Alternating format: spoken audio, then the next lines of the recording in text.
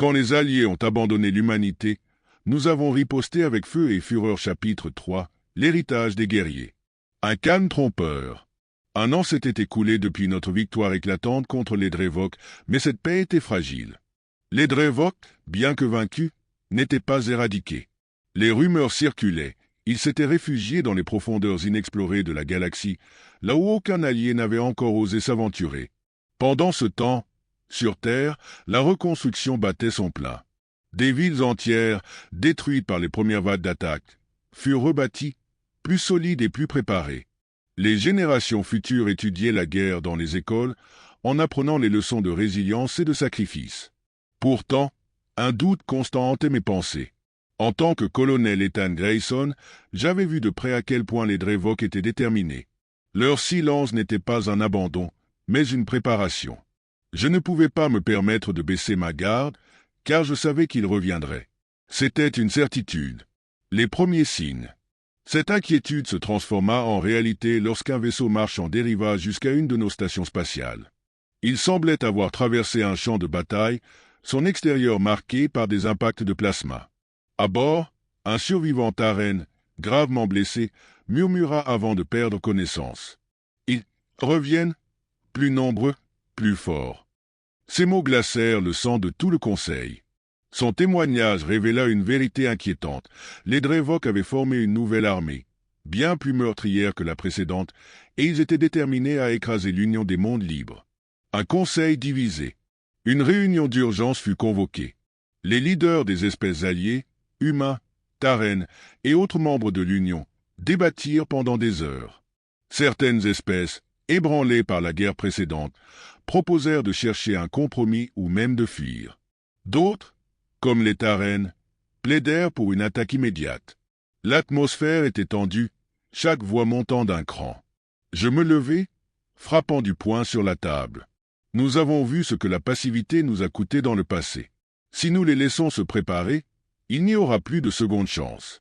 Nous devons frapper maintenant, avant qu'ils ne soient prêts. Mon intervention fit taire les discussions. Après un moment de silence tendu, un consensus fragile fut trouvé. Nous allions attaquer les Drevok dans leur propre bastion. Qu'au but vous êtes captivé par cette histoire? Abonnez-vous dès maintenant pour vivre les prochains chapitres. Fusée. Citar 12, le bastion ennemi. Les Drevok s'étaient installés dans un système isolé, Citar 12, entouré de nébuleuses toxiques et de champs gravitationnels instables. Ce lieu, dangereux même pour les explorateurs les plus aguerris, était un choix stratégique parfait pour dissuader toute tentative d'assaut. Notre plan reposait sur une double approche. Une flotte massive, combinant les meilleures technologies des Taren et des Irak, ferait diversion, tandis qu'une petite équipe d'infiltration, menée par Harper et moi, s'introduirait dans leur bastion pour désactiver leur défense. La bataille de Citar 12. Le jour de l'assaut, la tension était palpable. Notre flotte émergea des nébuleuses et engagea immédiatement les défenses Drevok. Les explosions illuminaient le vide de l'espace, chaque manœuvre stratégique coûtant des vies des deux côtés. Pendant ce temps, notre équipe d'infiltration pénétrait dans la base ennemie. Les couloirs sombres et métalliques résonnaient de sons étranges, comme si la structure elle-même était vivante.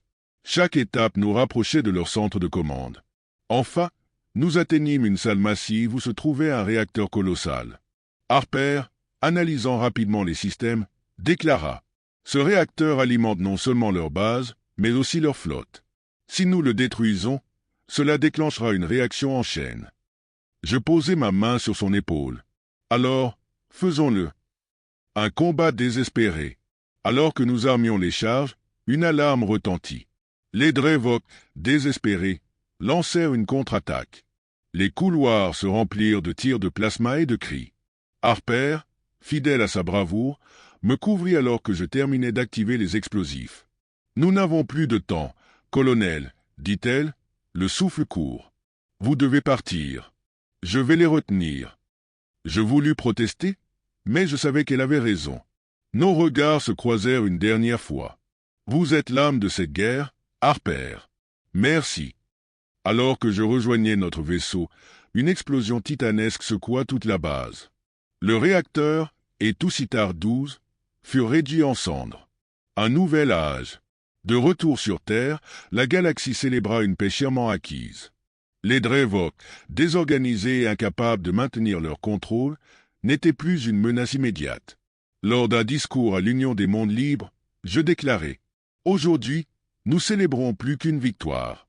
Nous célébrons la force de l'unité et le courage du sacrifice. Cette guerre nous a enseigné que nos différences ne sont pas une faiblesse, mais une force.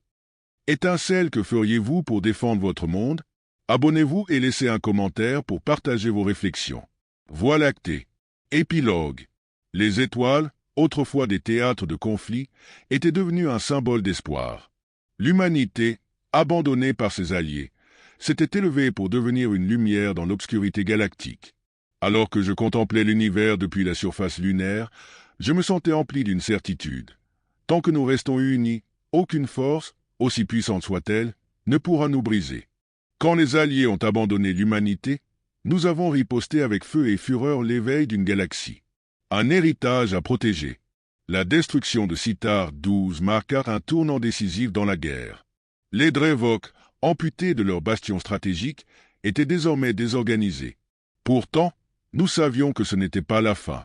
La galaxie, bien que momentanément apaisée, était un champ de mines politiques et militaires. Il ne suffisait pas d'écraser les ennemis, nous devions garantir un avenir stable pour toutes les espèces.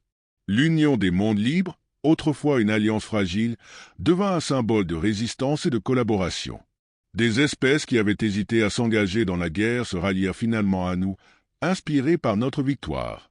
Cependant, reconstruire la confiance et instaurer une paix durable était une tâche colossale. Les ombres persistantes. Quelques semaines après la victoire, des éclaireurs rapportèrent des anomalies inquiétantes dans des systèmes frontaliers. Des colonies autrefois prospères étaient mystérieusement silencieuses. Les Drevok n'avaient plus les moyens d'organiser une telle campagne. Alors, qui en était responsable? Ces questions furent partiellement élucidées lorsque des réfugiés Taren atteignirent nos bases. Ils parlaient de Shantali, des entités mystérieuses qui anéantissaient tout sur leur passage. Ni oppresseurs, ni conquérants, ces êtres semblaient motivés par un unique objectif, l'extermination totale. Un ennemi sans pitié. Les Shantali opéraient avec une précision terrifiante. Ils ne laissaient derrière eux que des ruines silencieuses, sans survivants ni explication. Leurs vaisseaux, organiques et imposants, défiaient les lois de la physique, absorbant nos tirs comme s'ils n'étaient qu'une nuisance. Lors d'un conseil d'urgence, l'Union des mondes libres tenta d'évaluer la menace. Harper, assise à mes côtés, exprima l'inquiétude générale. Si les Shantali continuent, aucune espèce, aucun bastion ne sera à l'abri. Mais la situation prit une tournure encore plus inattendue lorsque des émissaires Drevok demandèrent audience. Leur chef, Crène Volar, s'exprima d'une voix grave, teintée d'amertume. « Nous avons combattu l'humanité, mais aujourd'hui, nous faisons face à un ennemi bien plus grand. Les Shantali ne connaissent ni pitié, ni compromis. Si nous n'unissons pas nos forces, nous sommes condamnés. Un pacte fragile. Allier l'humanité et ses alliés aux Drevok était une idée difficile à accepter. Mais les faits étaient clairs, nous ne pouvions pas vaincre les Shantali seuls. À contre-cœur, une trêve fut conclue. Les Drevok apportèrent leur connaissance approfondie des tactiques militaires, tandis que nous fournissions les infrastructures et les ressources nécessaires à une coalition galactique. La flotte unifiée. Une flotte combinée fut assemblée, la plus grande jamais vue dans l'histoire galactique. Des humains, des Taren, des Drevok et bien d'autres espèces prirent place à bord de vaisseaux réaménagés pour cette bataille ultime. Chaque civilisation apporta ses forces, la technologie des Irak, la rapidité des Taren et l'ingéniosité humaine. Notre cible était Nirtalon, le cœur supposé des Shantali, un système entouré de trous noirs et d'anomalies gravitationnelles. Les scientifiques des différentes espèces collaborèrent pour identifier un point faible, un portail quantique que les Shantali utilisaient pour se déplacer à travers la galaxie. Si nous détruisions ce portail, nous pourrions couper leur réseau logistique. La bataille de Nirtalon. Lorsque la flotte unifiée arriva à Nirtalon, une bataille cataclysmique éclata. Les Shantali, bien que supérieurs technologiquement, ne s'attendaient pas à une telle coalition. Chaque vaisseau allié joua son rôle, exploitant les failles que nous avions découvertes dans leur défense. Pendant que la bataille faisait rage dans l'espace, une équipe d'élite, dirigée par Harper et moi, infiltra la base centrale des Shantali. L'atmosphère à l'intérieur était oppressante, les murs semblaient respirer, et une lumière froide pulsait dans les couloirs. Nous atteignîmes le portail quantique, une structure immense alimentée par une énergie que nous ne pouvions comprendre. Harper analysa rapidement la situation. « Colonel, dit-elle, le souffle court. Si nous surchargeons cette machine, cela pourrait détruire tout le système. Mais nous n'aurons pas le temps de partir. » Je hochai la tête. Nous avons toujours su que cette guerre exigerait des sacrifices. Faites ce qu'il faut. Un sacrifice héroïque. Alors que nous armions les charges, une vague d'ennemis Chantali déferla dans la salle. La bataille fut brutale, chaque seconde comptant. Harper, gravement blessé, refusa de quitter son poste. « Allez, colonel, murmura-t-elle. Vous devez continuer. Je vais m'assurer que ça fonctionne. » Je voulais protester, mais je savais qu'elle avait raison. Mon cœur se serra alors que je la laissai derrière, son regard rempli de détermination. Lorsque notre vaisseau quitta la base, une explosion titanesque secoua tout le système Nirtalon, effaçant à jamais les Chantali. L'aube d'un nouvel âge. La victoire contre les Chantali ne fut pas une fin, mais un début. Les espèces de la galaxie, unies par un objectif commun, entrèrent dans une ère de coopération et de compréhension mutuelle. Les Drevok, bien que toujours méfiants, respectèrent leurs trêves, conscients qu'une nouvelle guerre détruirait ce fragile équilibre. De retour sur Terre, je prononçai ces mots devant l'Union des mondes libres. Nous avons combattu dans l'obscurité pour préserver la lumière. Nous avons appris que, ensemble, nous sommes invincibles. Ce futur est notre héritage, à nous tous. Assis seul sur la surface lunaire, je regardais les étoiles avec une certitude inébranlable. Tant que nous resterons unis, aucune force, aussi puissante soit-elle, ne pourra jamais nous briser.